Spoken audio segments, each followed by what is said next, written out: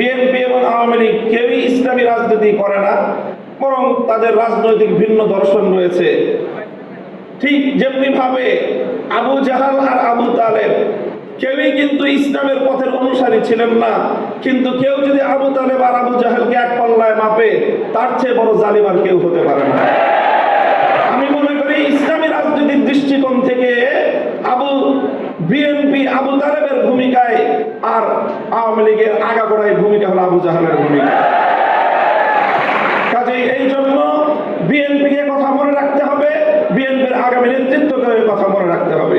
সেটা হলো বাংলাদেশের জাতীয়তাবাদী শক্তি এবং ইসলামী শক্তি পরস্পর সহযোগিতার মাধ্যমে বাংলাদেশের স্বাধীনতাকে রক্ষা করতে হবে। যদি জাতীয়তাবাদী শক্তি এবং ইসলামী শক্তির মধ্যে বিভেদ তৈরি হয়, বাংলাদেশ বিপন্ন হবে, বাংলাদেশ বিরোধী ফ্যাসিবাদী শক্তি আবার শক্তিশালী হবে। যারা বাংলাদেশ থেকে ইসলামকে মুছে ফেলতে চায়, তারাই বাংলাদেশের স্বাধীনতার শত্রু, তারাই বাংলাদেশের স্বাধীনতার দুশমন।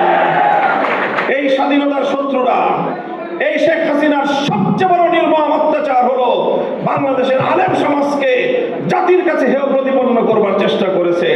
যতজন আলেমকে তারা ফাঁসি কাস্টে ঝুলিয়েছে, যতজন আলেমকে নির্মম অত্যাচার করেছে, প্রত্যেকজন আলেমের সঙ্গে এমন নির্দয় আচরণ করেছে এবং তাদের চরিত্র হননের এমন জঘন্য আচরণ করেছে।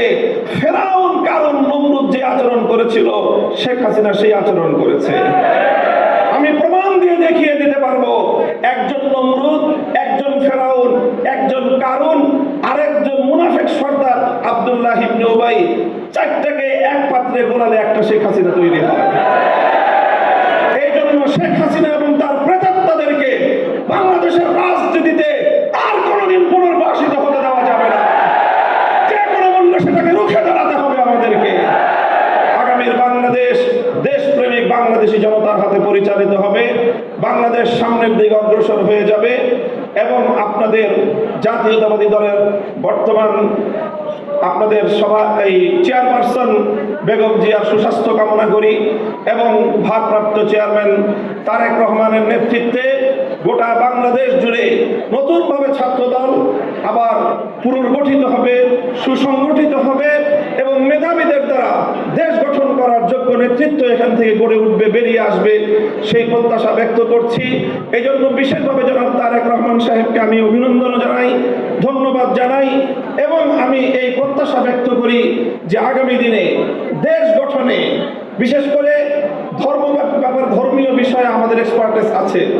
সেই জায়গা থেকে আমি জনাব তারেক রহমান সাহেবকে রাষ্ট্র এবং রাজনীতি পরিচালনায় ধর্মীয় দৃষ্টিকোণ থেকে যে কোনো ধরনের পরামর্শ এবং সহযোগিতা দেওয়ার জন্য ইনশাআল্লাহ প্রস্তুত রয়েছি। এই পয়গাম আমি আজকের মঞ্চ থেকে জাতীয়তাবাদী ছাত্র দলের পক্ষ থেকে তাদের অভিভাবক, বাংলাদেশ জাতীয়তাবাদী দলের অভিভাবক এবং তাদের মূল নেতা, আগামী দিনে তাদের কাণ্ডারি ভারপ্রাপ্ত চেয়ারম্যান জনাব তারেক রহমান সাহেবকে দিয়ে এবং আপনাদের সকলের সর্বাঙ্গীন সাফল্য কামনা করে সকল প্রতিযোগীদেরকে ধন্যবাদ জানিয়ে বক্তব্য শেষ করলাম। আসসালামু আলাইকুম ওয়া রাহমাতুল্লাহ।